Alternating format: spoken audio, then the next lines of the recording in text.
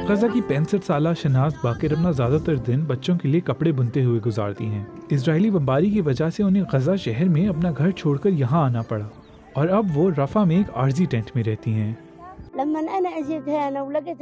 जब मैं यहाँ आई तो मैंने देखा कि इन सब लोगों ने मुनासिब कपड़े नहीं पहने हुए थे। कुछ ने आधे बाजू की कमीज पहनी थी और उन्हें ठंड लग रही थी। दूसरे बच्चों के होंठ नीले हो चुके थे। मैंने अपने बेटे को भेजकर पुराने कपड़े मंगवाए, जिनको उधेड़कर मैंने इन बच्चों के लिए ड्रेस, शर्ट, जैकेट, टोपी, स्कार्फ और मोजे बनाए।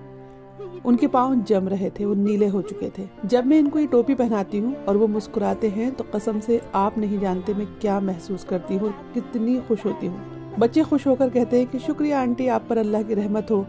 वो खुशी से भागते दौड़ते हैं। ये मेरे लिए दुनिया में किसी भी रकम से ज्यादा है।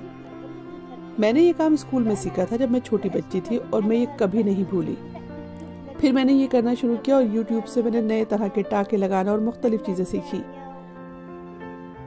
मुझे उम्मीद है कि मैं गजा शहर वापस जा सकूंगी और ये जंग खत्म हो जाएगी और मैं गजा शहर में अपने घर जाकर महफूज रह सकूंगी।